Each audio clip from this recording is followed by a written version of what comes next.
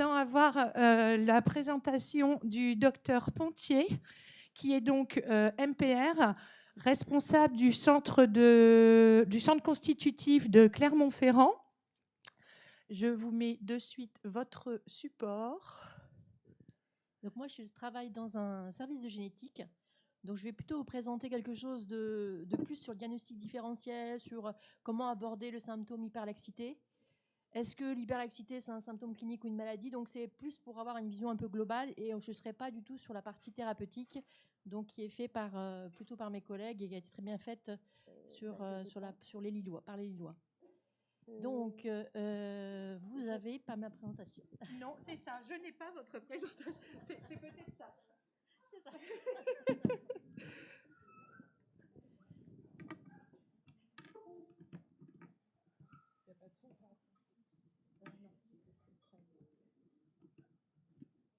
Donc, j'ai eu la chance d'être MPR dans un service de génétique depuis 10 ans et de m'ouvrir entre guillemets les chakras sur autre chose que la MPR, ce qui m'a permis de comprendre vraiment l'intérêt de toute la génétique dans le futur, dans les 10 ans qui vont venir. Ça va être absolument extraordinaire, notamment dans la compréhension de pas mal de faiblesses constitutionnelles. Ça s'ouvre.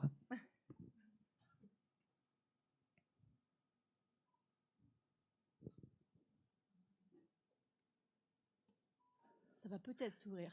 Oui, alors on a vraiment un petit souci de connexion. On a un réseau un petit peu capricieux aujourd'hui. Je suis vraiment désolée. C'est un peu compliqué. Ah, ça y est. Alors, normalement, vous avez accès avec la zapette. Si ça ne fonctionne pas, je vous passerai les diapos. La zapette qui a été mise. Monsieur Bergouin, où auriez-vous posé la zapette? Merci. Ça ne fonctionne pas? Si, ça fonctionne. Impeccable. Merci beaucoup, docteur Montier. On va y arriver. Alors, l'hypermobilité, déjà, c'est pas très facile de savoir qu'est-ce que ça veut dire l'hypermobilité. Mais l'hypermobilité, c'est le fait qu'on a un jeu articulaire qui est au-dessus de la norme. Bien sûr, il faut apprendre les normes des jeux articulaires de chaque articulation. L'hypermobilité, c'est un syndrome clinique extrêmement fréquent dans énormément de pathologies génétiques. Il faut savoir que 35% des enfants entre 0 et 5 ans sont hypermobiles. Donc, c'est extrêmement énorme. Et l'hypermobilité n'est pas toujours associée à des douleurs et à de la fatigue. Et je vais vous montrer quelques exemples. Les enfants hypermobiles peuvent ne présenter aucun symptôme à l'âge adulte, et c'est quasiment la plupart des enfants hypermobiles ne sont pas douloureux à l'âge adulte. Ils sont fatigables quand ils sont enfants, ils ont des hypermobilités, mais ils s'en raidissent à l'âge adulte. Et puis, ce qui est très intéressant, et moi je ne comprends pas toujours, c'est que même je pensais que les gens hypermobiles étaient instables et puis douloureux, mais on a des instabilités articulaires majeures des enfants. Je vous donne l'exemple de luxation bilatérale de hanche d'un enfant marchant qui va courir, qui va marcher, qui va sauter. Et ça pendant 20 ans. D'accord? Donc l'instabilité n'est pas forcément un critère de douleur. Alors, c'est là où le deuxième cas clinique qui est classique aussi, c'est les morchios, c'est les mucopolysaccharidoses. Ils ont des hypermobilités, notamment au niveau des poignets qui sont super souples et absolument pas de douleur à l'âge enfance, et pourtant ils sont très très souples et très instables. Donc, pour faire le point sur l'hypermobilité, je vais quand même bien prendre les substratums du livret d'information qui a été fait par Karel Benistan et les centres de référence, et également Caroline Michaud, qui décrit un petit peu ce que c'est que le désordre du spectre de l'hypermobilité. Moi, en consultation, je vois 80% de gens qui ont des désordres du spectre de l'hypermobilité qui sont ni SED hypermobile, ni SED classique, ni SED scyphoscoliotique, etc. Donc, on est bien d'accord. La majorité des gens, c'est le grand pool des hyperlaxités. Donc nous avons, pour nous aider, je travaille sur l'hyperlaxité depuis 9 ans à peu près, donc je n'ai pas non plus 30 ans de recul. Nous avons la grille qui a été faite donc, dans la classification de 2017 de New York, qui a été faite par l'équipe de Francesca Malfait, que je vais vous décrire rapidement. Pour moi, donc l'hypermobilité, moi, je fais comme tout le monde, hein, je fais ce score. Ce qu'il faut savoir, c'est que ce score, il faut être quand même assez... Et je deviens, au fur et à mesure des années, de plus en plus stricte, ce que je n'étais pas il y a 9 ans, sur les critères. Quand on dit hypermobilité du 5e doigt, c'est supérieur à 90 degrés. Quand c'est 90 degrés, c'est négatif maintenant. Enfin, pour moi, c'est négatif. Donc, on est sur quelque chose qui est souple. Bien entendu, on regarde les autres doigts. L'interphalangienne du pouce, classique, avec la subluxation du pouce. Il y a des images qui passent pas, c'est pas grave. Ce qu'il faut savoir, c'est que les interphalangiennes très souples, vous avez l'interphalangienne proximale et distale. Il faut voir l'hyperextension des métacarpophalangiennes avec une hyperextension du poignet pour visualiser l'école de signes. Tout ça, je regarde un petit peu l'hyperlaxité distale. Ça permet de voir l'importance de l'hyperlaxité distale chez les gens. S'ils ont juste le 5e et le pouce, c'est vrai que c'est des hyperlaxes distales, mais ils n'ont pas toutes les articulations.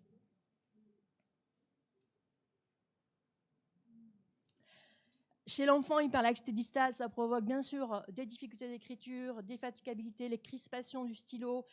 C'est des enfants qui vont écrire, ils sont à moins 2 DS, moins 3 DS par rapport à la norme, donc ils vont être embêtés.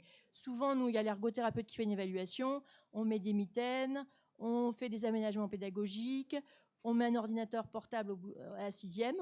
Donc, on va aider les enfants en fait, qui ont une hyperlaxité pour essayer d'être dans la norme au niveau scolaire, au niveau pour leur âge.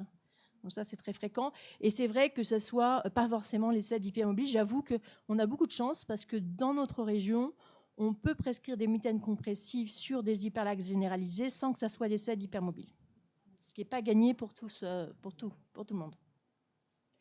Quand on regarde les hyperlaxités des articulations moyennes, donc ces articulations médianes, hein, c'est les coudes, les genoux.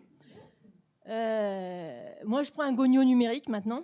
Avant, j'en avais pas, parce qu'à l'œil, 10 degrés, quand vous êtes à 12, 13, 14, alors les 12, 13, on ne sait jamais, on les met dans les 10, hein, enfin voilà. Et puis quand c'est commence à 20, 30, alors 30, c'est exceptionnel, hein, 30 degrés de récurvatum, c'est exceptionnel.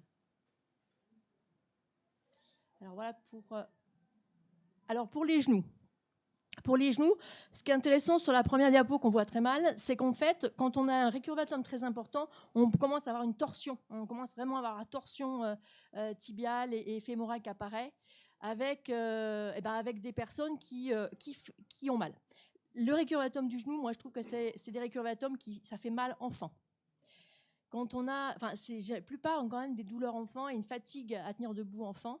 Donc c'est vrai que je leur apprends tout de suite à se mettre en mini-squat, à se mettre comme ça. Hein. On essaye d'éviter de ces torsions. Ça m'arrive de temps en temps d'avoir vraiment les genoux varum et avec la torsion, on voit bien la personne au milieu. En fait, ils ont un gros strabisme rotulien, une grosse torsion tibiale. Et ça m'est arrivé sur des subluxations à répétition de la rotule de mettre des orthèses cruropédieuses parce que je suis médecin MPR et que je connais bien l'appareillage. Mais c'est vrai que c'est souvent transitoire. J'essaye de le faire, par exemple, entre 15 et 18, quand ça luxe tous les mois et qu'ils ne peuvent plus. Ça m'arrive de faire donc des apparillages transitoires. Et bien sûr, intervenir sur un hyperlaxe au niveau chirurgical, ce n'est pas toujours une bonne solution. Donc, voilà. Je regarde toujours la posture globale, donc classique là c'est un set classique à gauche, hein, donc quelqu'un qui a une anomalie de la variation du collagène. Et puis là c'est une hyperlaxité syndromique, mais on voit la posture globale d'hyperlordose, les récurvatums qui part. On sait que pour être en équilibre, il faut avoir le conduit auditif externe au-dessus des grands trochantères, donc on est obligé de s'équilibrer comme on peut.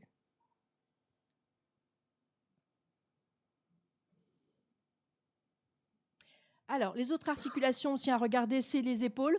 Donc, classiquement, en rotation externe. La rotule, la mobilité transversale de rotule. Les chevilles, le varus valgus, le tiroir antérieur. Les hanches, la rotation externe, l'abduction supérieure à 90 degrés. Les orteils, comme les doigts avec les hyperextensions. Et puis, au niveau des doigts, j'ai mis hyperextension des interphalangiennes distales et des interphalangiennes proximales qu'il faut regarder. Là, au niveau de l'épaule, je vous ai mis la subluxation inférieure de l'épaule, hein, qui peut être fait spontanément par les patients. Ce que je trouve intéressant maintenant au niveau des grosses articulations, c'est de regarder au niveau de la hanche ces fameuses manœuvres où ils mettent le talon devant la hanche, hein, puisqu'ils sont très souples. Au niveau des épaules, on peut avoir aussi des positions un peu particulières. Et puis des enfants qui, spontanément, vont faire plein de grands écarts. Ça, c'est assez classique aussi. Alors, tout ce qui est cette souplesse des plans postérieurs. Alors, la souplesse du plan postérieur, c'est pas on touche à terre, hein, c'est pas ça. C'est on fait comme ça, les mains à plat. D'accord ? Je suis pas un CED, hein, je vous rassure, j'ai qu'un sur 9 de Weiten. Mais ça veut dire que c'est main à plat. Donc, si c'est pas main à plat, on fait négatif.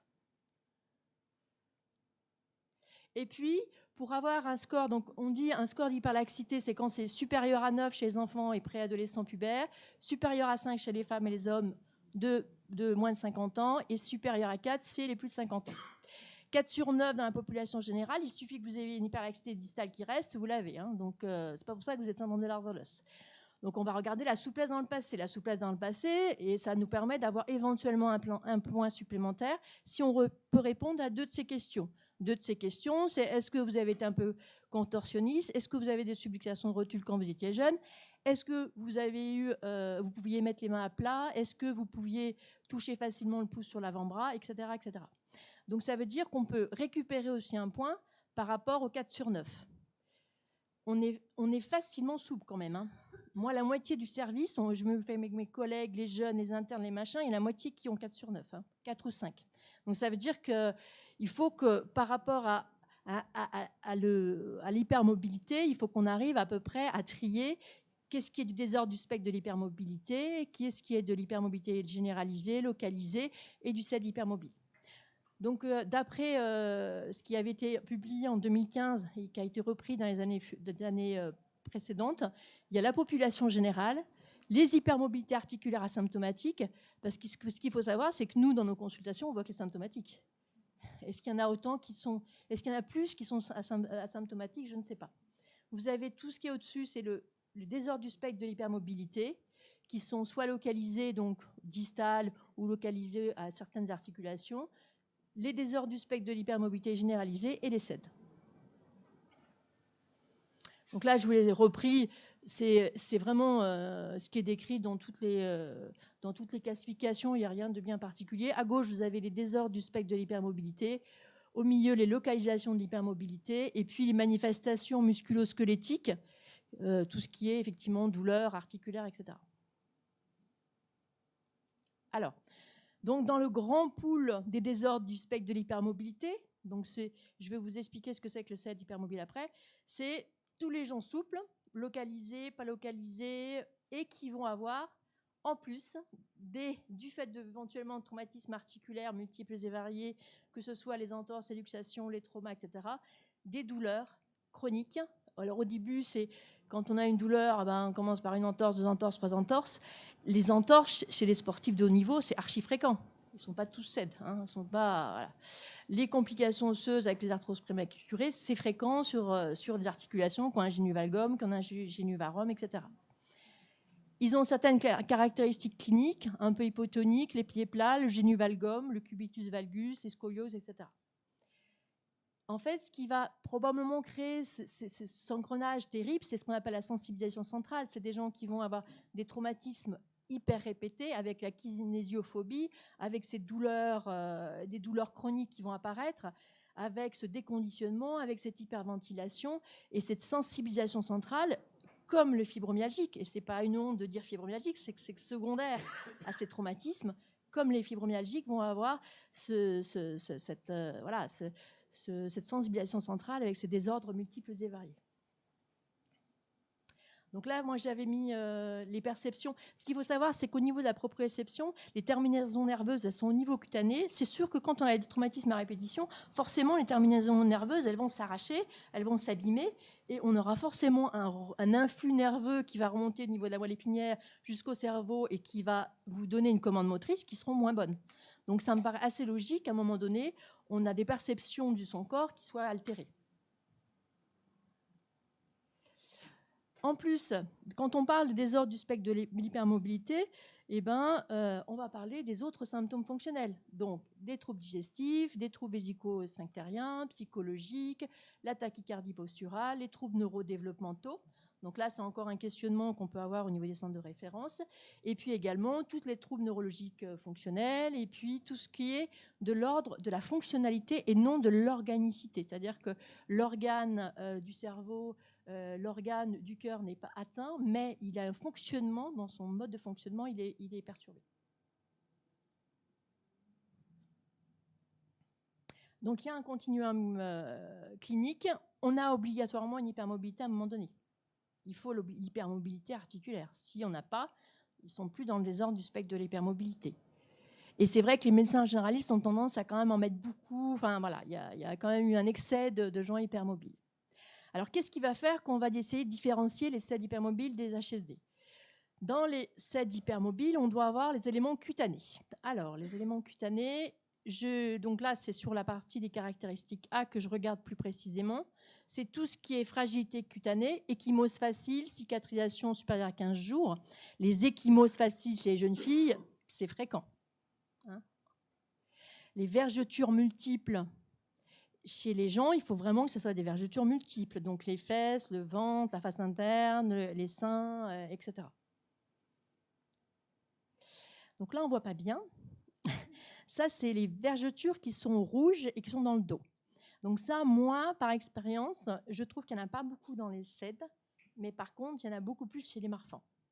Donc je me méfie quand j'ai des stries horizontales rouges dans le dos et que j'ai un profil marfanoïde, je fais systématiquement le panel de gènes pour le Marfan.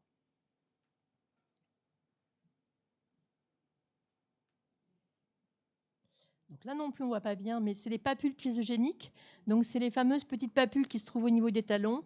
Donc il faut que ça soit nombreux, bilatéral, au niveau des talons pour que ça soit positif. Donc là, hyperextensivité cutanée, vous aviez des belles images qui n'apparaissent pas. Donc l'hyperextensivité cutanée, en fait, au niveau du front, on dit que c'est quand c'est supérieur à 1 cm.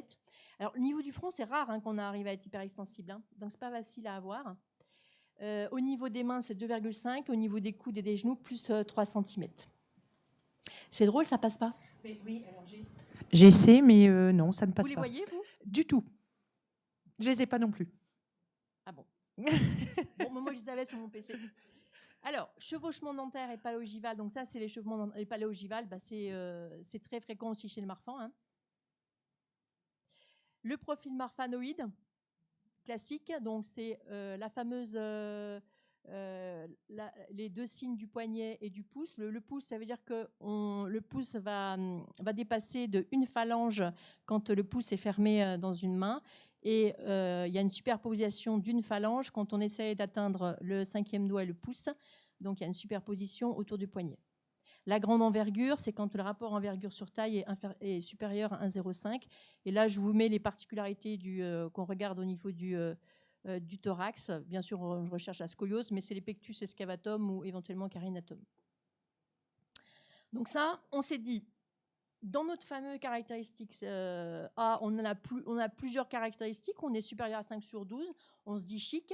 La famille, globalement, on ne l'a pas vue parce qu'on n'a pas vu tous les descendants, donc on met négatif. Et puis après, on a les douleurs. On les a en général chaque fois.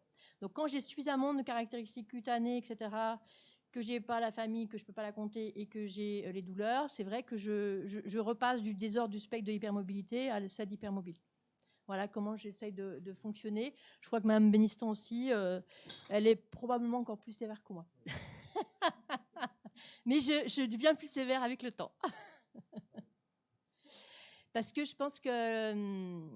Enfin, voilà. Après, tout ce qui est autre chose. Et c'est l'autre chose que je trouve assez intéressant. Donc ça, c'est cette fameuse critère numéro 3, là, où c'est un peu compliqué. Voilà, donc les autres maladies. Parce que c'est dans les autres maladies que j'essaie de ne pas trop louper. Parce que mon rôle, c'est quand même de diagnostiquer tout ce qui est autour. Parce que je pense qu'en fait, le spectre de l'hypermobilité, c'est pas que les SED hypermobiles. Enfin, je pense qu'il y a énormément de choses. Hein. Donc en fait, ce qu'il faut, c'est qu'on ait amélioré notre capacité en génome pour pouvoir discriminer les gens. entre une pathologie de tissu conjonctif vrai, une pathologie d'autre chose, une pathologie osseuse, une pathologie de la matrice extracellulaire qui ne touche pas forcément le collagène. Alors, le truc à pas louper, c'est le CED vasculaire. Donc, dès qu'on a un antécédent de dissection, d'anévrisme, de rupture utérine, d'hémorragie, de la délivrance, de varices très précoces, etc., globalement, je fais le panel de gènes des syndromes d'Ehlers-Danlos pour détecter les vasculaires. Nous, sur la région du centre, on a 10 familles. En fait, c'est très rare, hein, les CED vasculaires. Hein. Voilà. Je regarde toujours les retards ou avances staturo-pondérales. Donc, ça, il n'y en a pas forcément beaucoup qui le font, hein, parce qu'on a quand même beaucoup de syndromes avec retard ou avance. Les troubles des apprentissages, les multidys, les déficiences intellectuelles, même si c'est modéré, enfin, c'est souvent léger, hein, les déficiences intellectuelles. Les troubles du spectre autistique, l'Asperger, les TDAH. Alors là, c'est le truc à la mode. Hein. Je ne sais pas s'il y a un enfant qui reste dans la norme maintenant. On est tous TDAH, t'es machin truc. Hein, donc, voilà. HPI, enfin voilà. Et tout ce qui est déformation squelettique, scoliose, faiblesse musculaire à l'effort, je ne vous ai pas tout mis. Ménopause précoce, ça oui, familial, il faut penser à l'XFRA, les prémutations XFRA. Enfin, donc en fait, il faut quand même avoir des automatismes. Les Marfans, bah, j'en trouve 2-3 par an, hein, de Marfans qui étaient des CED hypermobiles. Les Marfans, normalement, ils ont juste l'hypermobilité distale des doigts. Mais en définitive, il y en a, ils sont souples partout. Hein, donc en fait, et puis des Marfans petits gros, j'en trouve aussi. Donc en fait, il faut quand même, maintenant, on est quand même plus à faire de plus en plus de génétique. Et puis, toutes les atteintes des autres organes, les problèmes de surdité, atteintes dentaires, atteintes cardiaques, les fragilités osseuses, puisque nous avons pas mal de chevauchements entre l'ostéogenèse imparfaite et les syndromes d'Ehlers-Danlos, les collagènes 1A2, 1A1, hein, qui donnent une fragilité osseuse souvent très faible, même chez l'enfant, mais qui peuvent donner une grande hyperlaxité. Les anomalies visuelles, recherche d'anomalies cutanées comme les gingivokeratomes dans le cadre de la maladie de Fabry, les gonflements articulaires dans toutes les pathologies rhumatismales, tous les problèmes de maladie de Crohn qui ont été étiquetés, toutes les gens qui ont été étiquetés maladie de Crohn qui sont probablement des alternances diarrhée-constipation avec des douleurs, ils se sont dit tiens c'est des Crohn. Enfin, voilà, il y a quand même eu, je pense qu'on a un flottement diagnostique qui s'améliore au fur et à mesure de notre connaissance scientifique.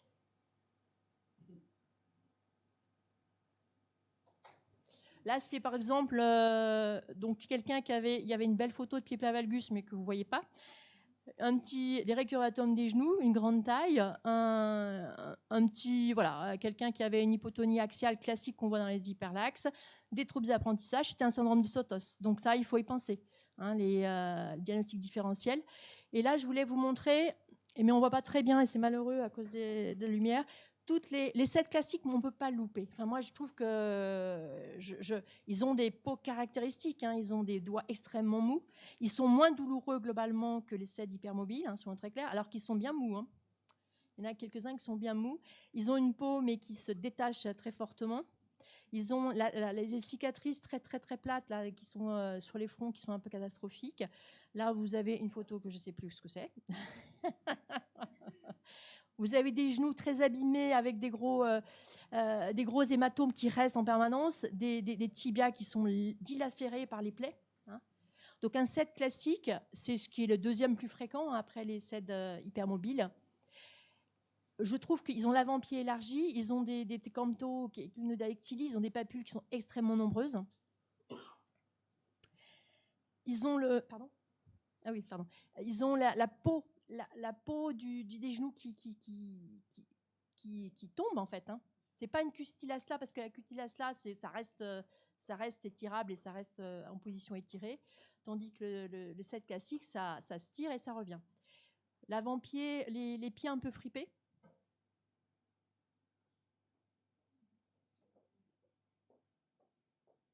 Les pieds, voilà, les genoux avec la peau tombante, donc c'est un autre style de genou avec la peau tombante. Là, on voit pas très bien. Donc là, en fait, il y a une cicatrice, la papyracée, qui est là. Là, je vous montre, là, ici. Donc ces cicatrices un peu fripées, qui sont très fines.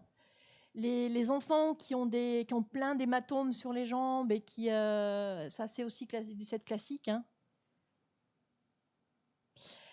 Et là, la personne qui est là, vous aviez une belle photo de scoliose qui n'est pas passée non plus, c'est pas grave. Vous avez un CED scyphoscoliotique. Donc là, c'est extrêmement rare puisque c'est autonomique récessif. Donc ça, c'est parce que là, c'était quelqu'un qui avait des parents qui s'étaient mariés, qui étaient cousins germains. Hein. Sinon, il n'aurait pas été CED scyphoscoliotique. donc il y avait luxation spontanée des métacarpophalangiennes des pouces, qui a une peau étirable sur la deuxième, qui a des pieds plats avec des allus valgus bilatéraux, des pieds plats valgus, qui a des grosses cicatrices au niveau des genoux. Il avait une grosse syphoscoliose, bien sûr, et puis qui a été opéré, et des récurvatums. Bien entendu, sans la génétique, moi, j'aurais jamais su que c'était un CED syphoscoliotique. J'aurais dit CED. Et là, ça, c'est beau. Donc, en fait, au milieu, vous avez tout ce qui est désordre du spectre de l'hypermobilité. À gauche, les CED, où vous avez une suspicion de CED classique, les autres CED. Donc là, on fait la génétique. Et à droite, c'est tout ce que vous dites, il y a une hypermobilité articulaire avec autre truc. Donc moi, maintenant qu'il y a une hypermobilité articulaire avec d'autres trucs, je fais minimum au niveau génétique. Je fais le plus souvent l'analyse chromosomique par puce ADN quand j'ai un doute sur une malformatif. Hein, donc, des gens qui ont des captodactylies, qui ont des malformations d'oreilles, qui ont eu des petits pieds beaux, des petits machins. Donc, je fais l'analyse chromosomique pour rechercher la microdélétion. Et je fais le panel de gènes des pathologies de tissu conjonctif que j'ai assez facilement maintenant. Mais ce n'était pas le cas il y a 5 ans. Donc, on a les résultats assez vite. Et maintenant, on est à l'ère du génome. Dans le service, on fait le génome depuis 2 ou 3 ans. Et l'indication hyperlaxité généralisée est ouverte depuis début 2023 avec certains critères, dont les récurvatums supérieurs à 30 degrés. Donc là, il faut se lever tôt quand même pour en avoir. Mais ce qu'il faut savoir, c'est que le génome nous a permis dans le service, avec tous les syndromes malformatifs qui n'avaient pas d'étiquette, d'avoir 70% de diagnostic sur des gens non étiquetés. Donc c'est vraiment pour moi l'avenir. Le génome, on a 21 000 gènes, 5 000 de connus. On a quand même beaucoup pas connu. Hein. Donc, je pense que voilà, c'était juste pour vous dire que je crois beaucoup malgré tout à la génétique, même si on dit que la génétique va nous compliquer la vie parce qu'on aura des phénotypes cliniques qui seront différents. Je pense que ça sera une partie d'avenir. Voilà, merci.